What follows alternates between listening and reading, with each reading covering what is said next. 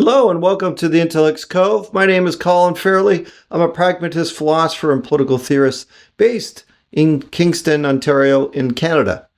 And the subject of this video is going to be the beginning of a series of videos that unpack some of the detail of Chapter 6 of my book, Aging and the Ethics of Longevity Science.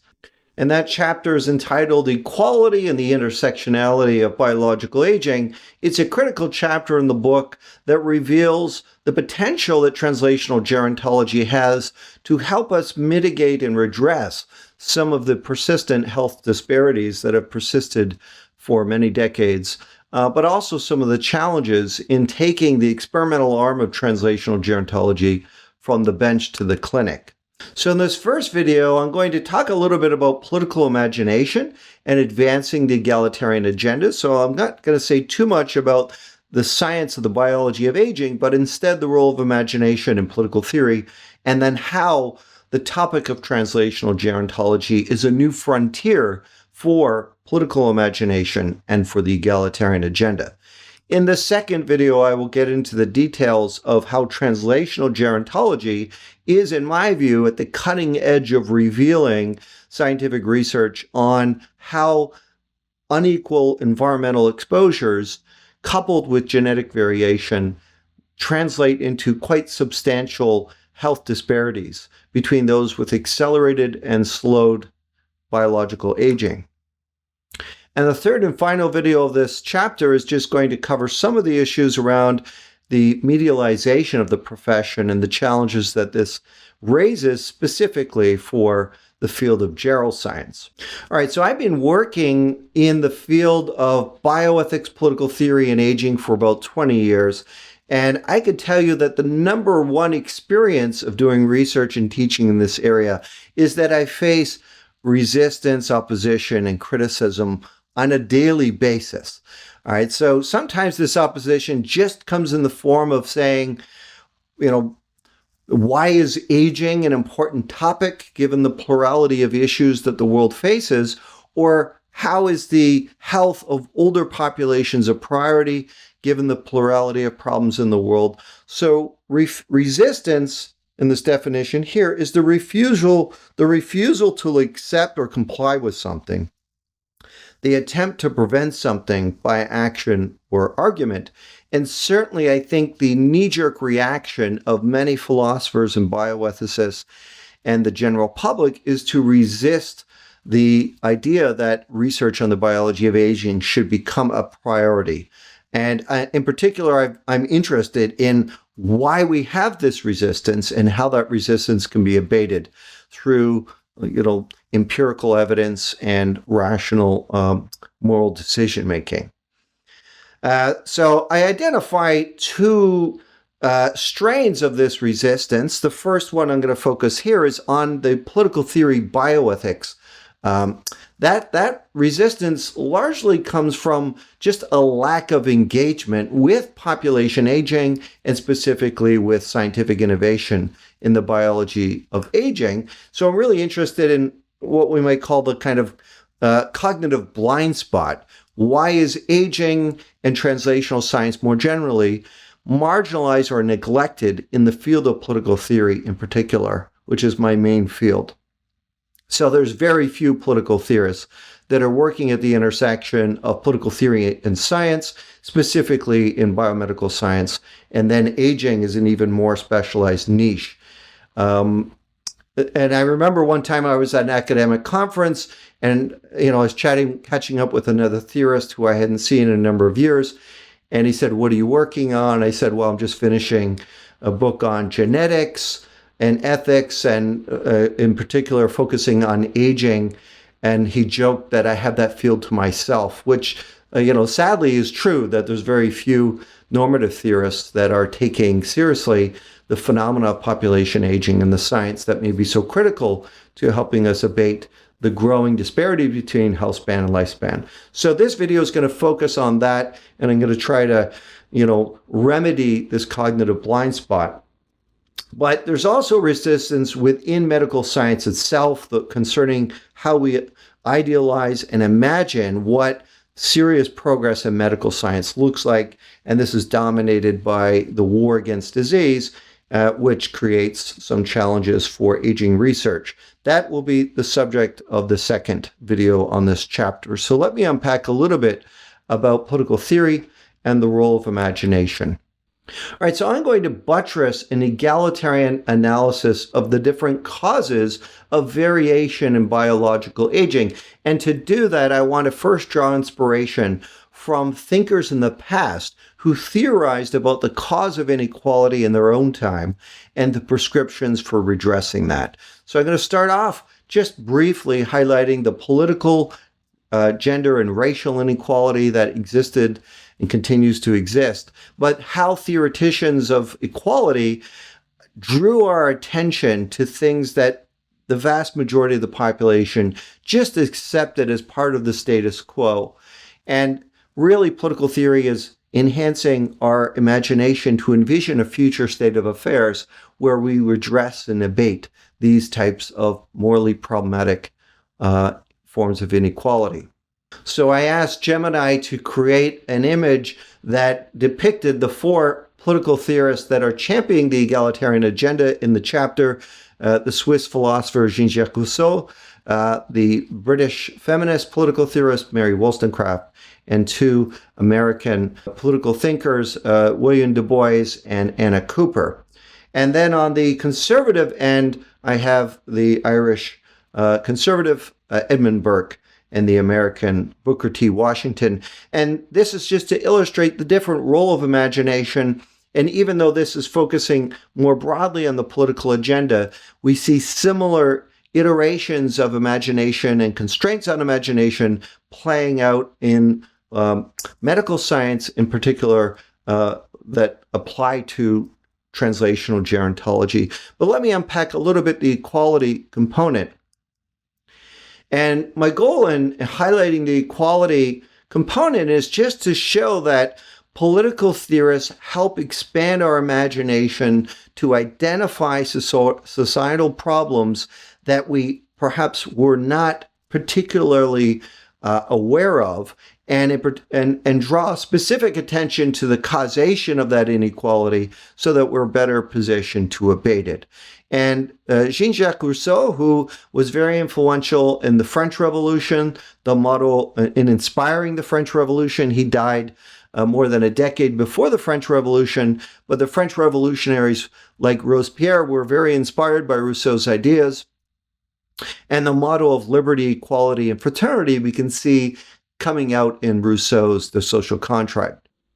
So in Rousseau's Discourse on the Origins of Inequality, for example, he reflected on the inequality that he observed during his lifetime, said this was not natural. This, in the state of nature, humans were motivated by a mood de soi, a desire for self-preservation, but through the acquisition of language, through the creation of the arts and sciences, and through the creation of the institution of private property, a transformation occurred in our motivations, and we became governed by a mua propria, that is, desire for vanity and pride in comparing ourselves with others. And the political inequality that we see in the French old regime, Rousseau argued, is not natural, and it should be abated, and the social contract gestures towards the democratic realization of some form of a more politically equal future. So Rousseau uses his imagination to envision a world that transcends the inequality prevalent in the old regime and inspires the French revolutionaries who ultimately pushed the French society in the direction of democratization. Likewise, we see Mary Wollstonecraft writing in a similar time frame to Rousseau, diagnosing the cause of inequality between men and women.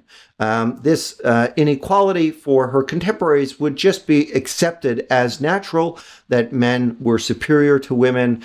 And even Rousseau, who's advocating for democratization, limits those aspirations to simply to men. He believed that women were destined for the domestic role and were not suited for engaging in the political enterprise of the general will. So Wollstonecraft argues that these inequalities that exist are the product of nurture, not nature. It's not destined by our biology that we would have a hierarchy between men and women. And this was the product of the unjust social structures. In particular, as an educator, Mary Wollstonecraft focused on the different education that males receive compared to females. And this then provides light into how we could redress this. And she argues for aspiring for a realization of a relationship of equality in marriage between husbands and wives, abating the inequality in the domestic sphere that we see within the family. And so the feminist slogan, "The personal is political," we can see has its early expression in Mary Wollstonecraft's writings. And then finally, the Black political thinkers, William Du Bois and Anna Cooper, highlighted the racial inequality that existed in the United States in the post-Civil War era. This inequality was, again, not natural. It wasn't that whites were naturally more superior to Black Americans, but this reflected the unequal treatment, the discrimination throughout the Jim Crow era. Again, differences in approaches to education. And these thinkers inspire an intersectionality lens, which I will expand upon will be video number 2, not video number 3, when I talk about variations in the rate of biological aging. And there we will see more contemporary feminist writers like Kimberly Crenshaw noting how the interplay between race, socioeconomic position, sex, all can help perpetuate different types of obstacles of exclusion for different group members. In contrast, when we look at the conservative camp, thinkers like Edmund Burke and Booker T. Washington, we see a resistance to aspiring to redress the inequality that persisted in these historical contexts. Edmund Burke, for example, condemned the French revolutionaries. I mean, Burke believed in reform, but not radical change. And the French revolutionaries, because they rejected private property, the authority of the church, he believed that this would unravel the stability that was keeping French society together. And in particular, he was worried that this would transcend the continent and make its way over to England as well. And so he argued against these French revolutionaries that were appealing to abstract ideals and rejecting the institutions that had evolved because they provided some stability. And similarly, Booker T. Washington, in contrast to more progressive thinkers like William Du Bois and Anna Cooper, Booker T. Washington did oppose the racial inequality of his time, but rather than advocating for political action and more radical transformation of the political landscape, he focused more on a state of mind and self-help. So through education, entrepreneurship, and hard work, he thought this was the best way in which Black Americans would improve their situation. And so he's characterized as a Black conservative in contrast to thinkers like Du Bois and Cooper, who cast a much broader net in terms of the transformation of culture and institutions that were needed to redress the inequalities that disadvantaged Black Americans in the post-Civil War era. So what all these thinkers do is engage in imagination of different ways. Some of them engage robust transformation of the current state of affairs, and others are more restrained. And in particular, so for conservative thinkers, they will invoke fear and our imagination about the potential harms of transforming society in radical ways that seek to redress the inequality of the time. So imagination is the capacity to mentally transcend time, place, or circumstance to think about what might have been. Right? So Rousseau was asking us in the hierarchical system of the French monarchy to envision a democratic future where the general will could be realized. Mary Wollstonecraft, in the patriarchal society of 18th century England, to envision a future where the family is more of an equal institution and young girls receive a similar education to young boys. And Du Bois and Cooper asking us to envision a future where white and black Americans are treated with the same legal rights, the same opportunities for education and work, and abating the discriminatory practices that persisted throughout their lifetime. And what might have been to plan and anticipate the future, create fictional worlds, right? Democracy was a fictional world, and in many respects, our ideals of democracy are still fictional. Even those of us living in democratic states will take them to be falling short of those ideals. But through the ideal of a society of political equals, we kind of hopefully slowly make better progress. Sometimes it's one step forward, two steps back. And to consider remote and close alternatives to actual experiences. So all of the thinkers that I had listed on the equality side of that image were asking us to envision a future where we could redress political, racial, and sexual inequality. And in contrast, the conservative thinkers were at least expressing caution and sometimes, in Burke's case, outright opposition to more radical change that would jeopardize what they took to be the benefits of the historical institutions. So Wollstonecraft, Rosseau, Cooper, and Du Bois engaged their faculty of moral and political imagination by deploying roughly a two-pronged intellectual exercise that I want to deploy for aging and the biology of aging. The first one is a diagnostic lens. That is to open our eyes to the problematic equality that is pervasive in the culture of the time. So for Rousseau, to open our eyes to the political inequality between, an aristocracy ruling over in an absolute way the serfs. For Mary Wollstonecraft, to open our eyes to the patriarchy, the rule of the husband within the family, and for Du Bois and Cooper to open our eyes to the racial inequality that pervaded American society. And the second prong is the prescriptive one. What should be done? Once we've identified the problem, what are the potential solutions? And gesturing towards some actions that we can pursue to try to take us from where we are to a future that would be more morally desirable. So the first part of that, the diagnostic, highlighting the neglected societal problems of the status quo, whether it be political inequality, patriarchal, or racial inequality. And what I'm trying to do in my book is to highlight the problem of a variation in the rates of biological aging caused not only by our genetics, but our unequal exposure to environmental exposures that can accelerate the rate of biological aging.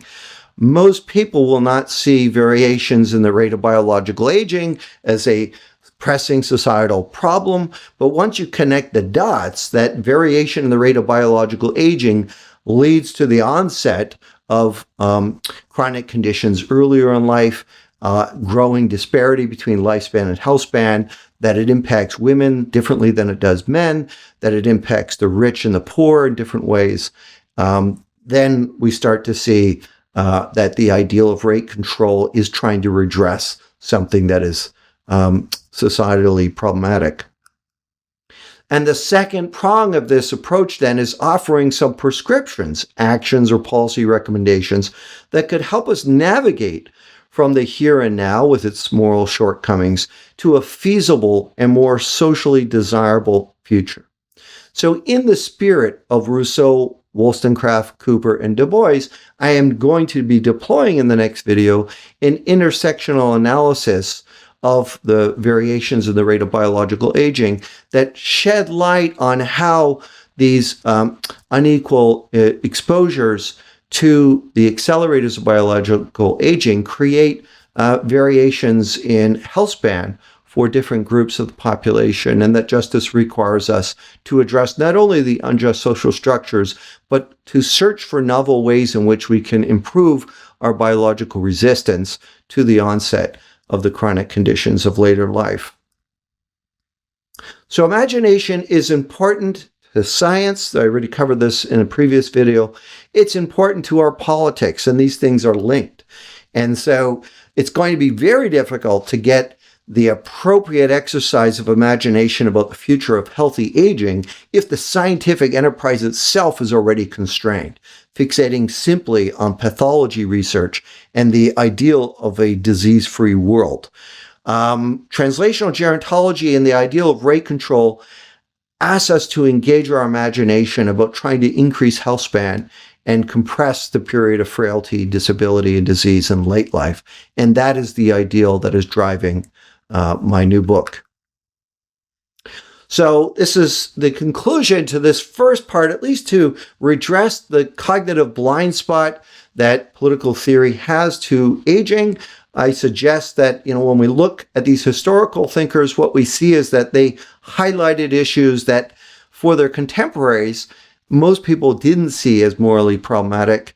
And I'm trying to do that in the 21st century for variations in biological aging, that this is a problematic form of inequality.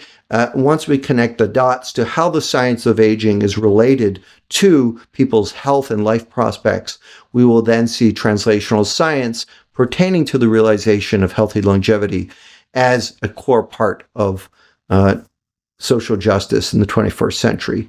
In the next video, I will cover imagination and idealism in medical science, and in particular, the equality worries about translational gerontology. Will it be exacerbating inequality, or can it help us redress inequality?